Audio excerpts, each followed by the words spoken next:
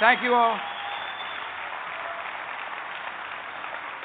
Thank you very much.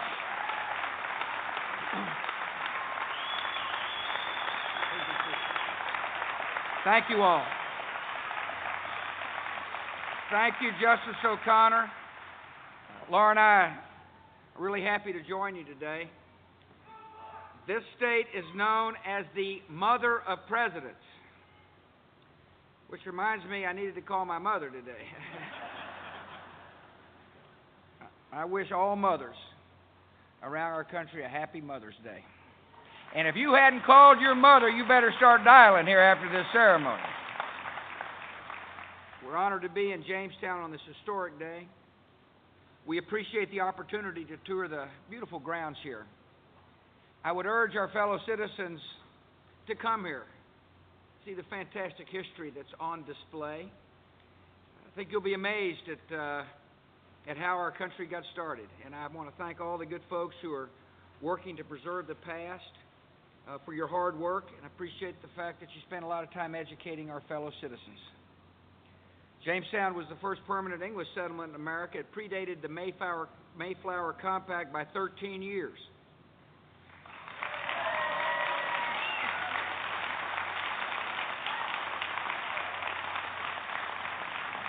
This is a very proud state, and some people down here like to point out that the Pilgrims ended up at Plymouth Rock by mistake. They were looking for Virginia. They just missed the sign. As we celebrate the 400th anniversary of Jamestown to honor the beginnings of our democracy, it is a chance to renew our commitment to help others around the world realize the great blessings of liberty. And so Laura and I are proud to join you. Justice, it's good to see you. There's no finer American than Sandra Day O'Connor, and I'm proud to share the podium with her.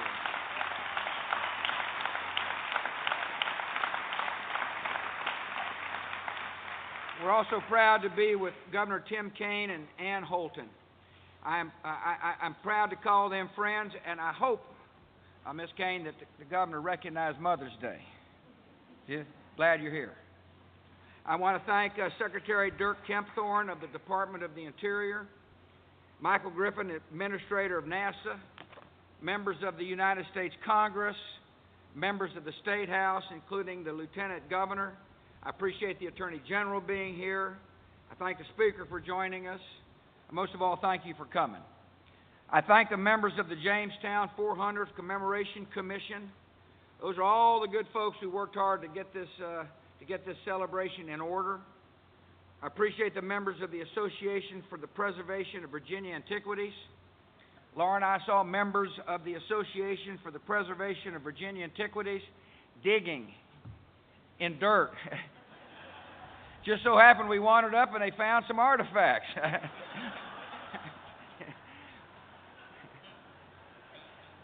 I appreciate members of the Jamestown 2007 Steering Committee.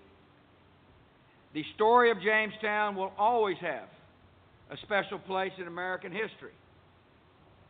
It's a story of a great migration from the old world to the new. It is a story of hardship overcome by resolve. It's a story of the Tidewater settlement that laid the foundation of our great democracy. That story began on a dock near London in December of 1606. More than 100 English colonists set sail for a new life across the ocean in Virginia. They had dreams of paradise that were sustained during their long months at sea by their strong spirit. And then they got here, and a far different reality awaited them. On May 13, 1607, 400 years today, they docked their ships on a marshy riverbank. Being loyal subjects, they named the site after their king, and that's how Jamestown was born. Today we celebrate that moment as a great milestone in our history, yet the colonists who experienced those first years had little reason to celebrate. Their search for gold soon gave way to a desperate search for food. An uneasy peace with the Native Americans broke into open hostilities. The hope for a better life turned into a longing for the comforts of home. One settler wrote, "There were never Englishmen left in a foreign country in such misery as we were in this new discovered Virginia." Looking back 400 years later, it is easy to forget how close Jamestown came to failure. The low point came after the terrible winter of 1610. The survivors boarded their ships. They were prepared to abandon the settlement. And only the last-minute arrival of new settlers and new provisions saved Jamestown. Back in London, one court official summed up the situation this way: "This is an unlucky beginning. I pray God the end may prove happier." Well, the prayers were answered. Jamestown survived. It became a testament to the power of perseverance and determination. Despite many dangers, more ships full of new settlers continued to set out for Jamestown. As the colony grew, the settlers ventured beyond the walls of their three-sided fort and formed a thriving community. Their industry and hard work transformed Jamestown from a distant English outpost into an important center for trade. And during those early years, the colonists also planted the seeds of American democracy at a time when democratic institutions were rare. On their first night at Jamestown, 6 of the leading colonists held the first presidential election in American history. And you might be surprised to know that the winner was not named George. As a matter of fact, his name was Edward Wingfield. I call him Eddie W.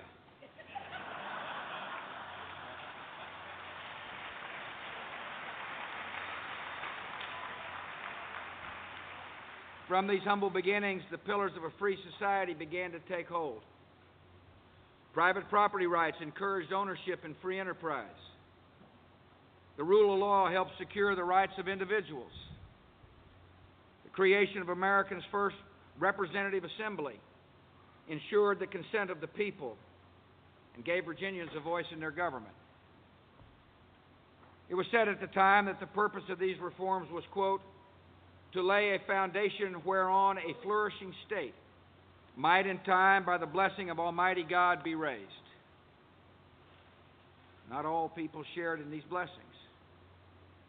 The expansion of Jamestown came at a terrible cost to the native tribes of the region, who lost their lands and their way of life. And for many Africans, the journey to Virginia represented the beginnings of a life of hard labor and bondage. Their story is a part of the story of Jamestown. It reminds us that the work of American democracy is to constantly renew and to extend the blessings of liberty. That work has continued throughout our history. In the 18th century, our founding fathers declared our independence and dedicated America to the principle that all men are created equal. In the 19th century, our nation fought a terrible civil war over the meaning of those famous words and renewed our founding promise. In the 20th century, Americans defended our democratic ideals against totalitarian ideologies abroad, while working to ensure we lived up to our ideals here at home. As we begin the 21st century, we look back on our history with pride and rededicate ourselves to the cause of liberty.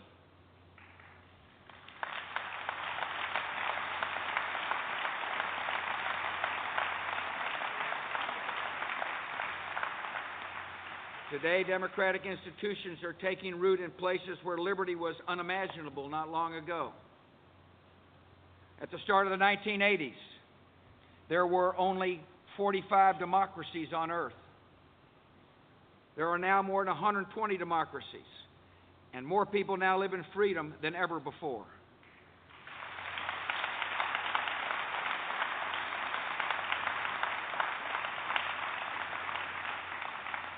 America is proud to promote the expansion of democracy, and we must continue to stand with all those struggling to claim their freedom.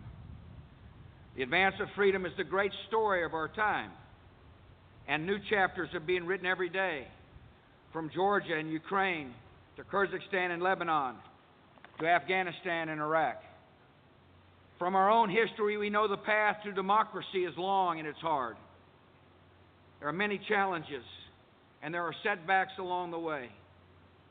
Yet we can have confidence in the outcome because we've seen freedom's power to transform societies before. In World War II, we fought Germany on battlefields across Europe. And today, a democratic Germany is one of our strongest partners on the continent. And in the Pacific, we fought a bloody war with Japan. And now our alliance with a democratic Japan is the linchpin for freedom and security in the Far East. These democracies have taken different forms. They reflect different cultures and traditions. But our friendship with them reminds us that liberty is the path to lasting peace, and that democracies are natural allies for the United States. Today, we have no closer ally than the nation we once fought for our own independence. Britain and America are united by our democratic heritage and by the history that began at this settlement 400 years ago. Last month, some of the greatest legal minds in Britain and America, including Justice O'Connor and Chief Justice John Roberts, came to Jamestown to lay a plaque commemorating our shared respect for the rule of law and our deeply held belief in individual liberty. Over the years, these values have defined our two countries. Yet they're more than just American values and British values or Western values. They are universal values that come from a power greater than any man or any country.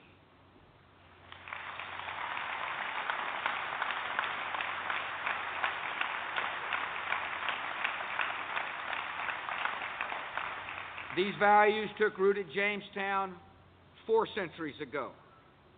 They have flourished across our land, and one day they will flourish in every land. May God bless you, and may God bless America.